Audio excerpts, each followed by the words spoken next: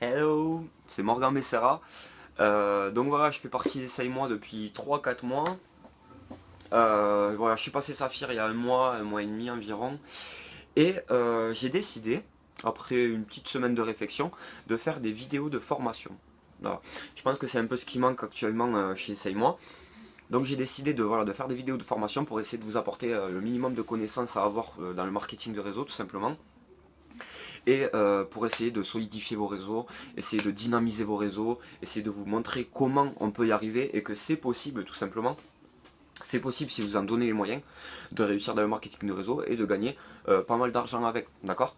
Donc je vais vraiment essayer de vous donner tous les filons que j'ai acquis au fur et à mesure de mon apprentissage dans le marketing de réseau, etc. Et je vais essayer de vous faire partager un maximum d'informations. Donc voilà. Ce que vous pouvez faire, c'est si vous avez des questions, des sujets auxquels vous ne pouvez pas répondre, vous me laissez un petit message sur la Team Apollo. Et puis j'essaierai de vous répondre en vidéo, tout simplement. Je vous répondrai en vidéo avec le plus de précision possible, avec tout le savoir que je peux vous transmettre. D'accord? Donc aujourd'hui, on va parler des 5 choses primordiales quand vous commencez dans un marketing de réseau. D'accord? Première chose primordiale, ça va être de rester constamment en contact avec votre upline. La upline, c'est quoi? C'est votre parrain. Le parrain de votre parrain, le parrain du parrain de votre parrain, et etc. D'accord? Il faut vraiment, c'est des personnes qui vont vous apporter un maximum, qui ont l'expérience, le savoir, tout ce qu'il faut, tout ce qu'il vous faut en fait pour évoluer dans la société. D'accord? Les parrains, c'est eux qui ont vécu avant vous. D'accord? Donc servez-vous de votre vécu, de ce vécu-là pour essayer de pas faire les mêmes erreurs qu'eux tout simplement. D'accord? Donc restez constamment en contact avec votre upline. Ce que je vous conseille, c'est vraiment de prendre leur numéro de téléphone, leur adresse mail et leur Facebook. Comme ça, vous êtes H24 connectés ensemble et vous pouvez vous transmettre des infos, etc. Moi, ce que je fais par exemple avec ma upline qui s'appelle Lionel et ma downline qui s'appelle Gwen ou Jordan, en fait, on s'appelle une fois, deux, trois fois par semaine et en fait, on se fait un petit résumé de la semaine ou des jours qui ont suivi pour savoir qu'est-ce qu'il y a à améliorer, qu'est-ce qu'il y a qui va pas, qu'est-ce qu'il y a qui va bien, etc. Et c'est comme ça qu'on avance. Et c'est comme ça que j'ai créé un réseau solide aujourd'hui qui est en train d'avancer. Et c'est comme ça que ça va perdurer. D'accord? Donc voilà, première chose, reste en contact avec sa upline. Deuxième chose, considérez-vous comme un entrepreneur. D'accord? Vous avez investi 20 euros, considérez-vous comme un entrepreneur. Et donc, comportez-vous comme un entrepreneur. D'accord? Je vois trop de personnes qui se lancent dans Essaye-moi et qui font, je sais pas, 20, 30 heures de travail la première semaine parce qu'ils sont vraiment motivés par le concept, etc. Et la deuxième semaine, on n'en entend plus parler. C'est dommage. C'est dommage. Moi, je préférerais que voilà, vous faites un travail régulier, 5 heures par semaine. Et qu'au fur et à mesure, votre courbe d'évolution elle fasse ça, tout simplement. Alors que là, si vous faites 35 heures, puis plus rien pendant des mois, votre courbe va faire tchuc et bam. Voilà. Ça sert à rien. Vous allez perdre les heures de travail que vous avez fait la première semaine. D'accord? Donc ce que je vous conseille vraiment, prenez un cahier, un stylo, et fixez-vous des horaires précises, un emploi du temps limite. Tous les entrepreneurs, ils sont carrés sur ça. Ils savent qu'à telle heure, ils font telle chose et à telle heure, ils font telle chose. Ils savent limite qu'à midi 5, ils sont en train de bouffer. Voilà. Le truc, c'est ça. Le but, c'est vraiment que vous sachiez qu'est-ce qu'il faut faire et quand le faire. Comme ça, vous ne perdez pas de temps à réfléchir et vous faites juste ce qu'il faut faire, tout simplement. Si vous organisez pas, vous allez perdre du temps. Et perdre du temps, c'est de l'argent. D'accord? Voilà. Donc, deuxième chose, vraiment, voyez-vous comme un entrepreneur et organisez-vous. Troisième chose. La troisième chose, c'est ce que je vais vous demander, ça va être de vous documenter. Documentez-vous, soyez curieux, d'accord? Documentez-vous sur le MLM, documentez-vous sur comment développer un réseau solide, documentez-vous sur les autres MLM, comment ça fonctionne, etc. Comment ils font pour fonctionner.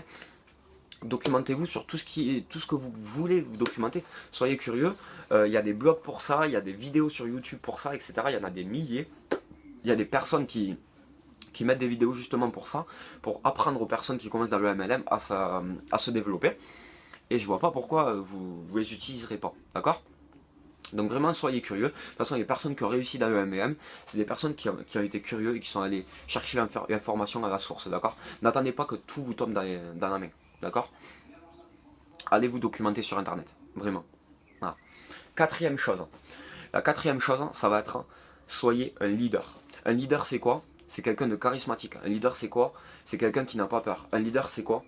C'est une personne qui va entraîner tout un groupe. D'accord?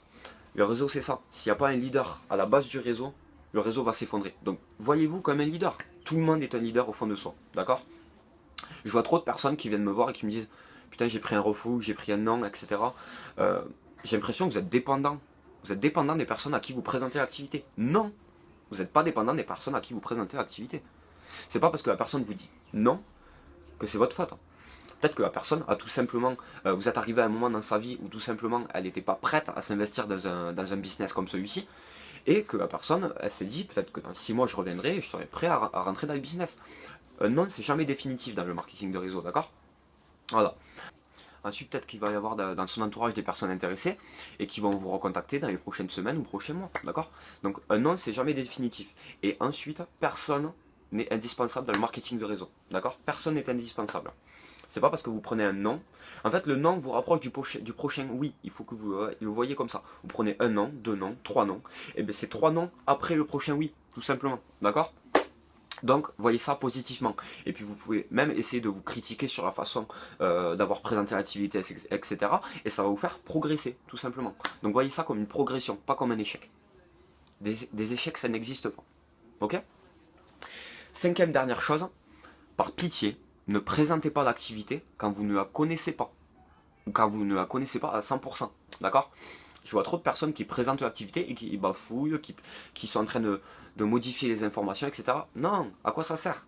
Vous donnez des mauvaises informations, de la mauvaise publicité pour l'entreprise, et ensuite, qu'est-ce qui va se faire? Bouche à oreille. Et puis tout le monde va dire la même connerie. Voilà, tout simplement. Donc ne présentez pas l'activité tant que vous ne savez pas la présenter à 100%.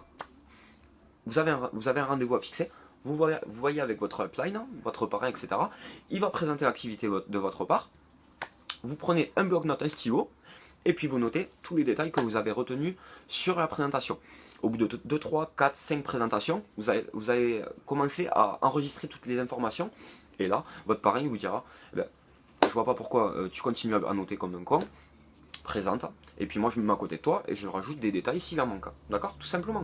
Voilà. À quoi ça sert de donner des mauvaises informations alors que vous allez en plus vous allez perdre la personne.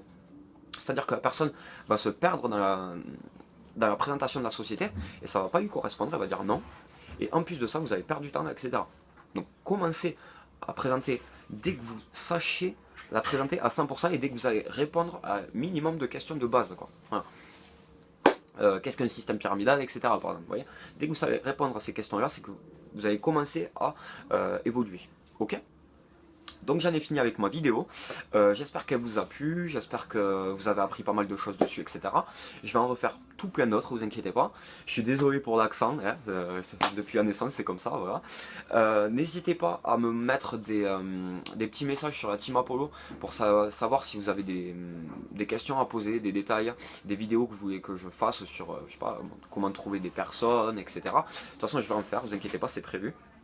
Mais n'hésitez pas à me laisser des petits messages et puis à me féliciter pour mon travail, ça serait sympa aussi parce que j'ai bien bossé dessus. Hein. Je vous assure que j'ai galéré, si vous voulez, je mettrai un bêtisier et tout, il n'y a pas de souci. Donc voilà, très bonne fin de journée et puis à très bientôt. Ciao.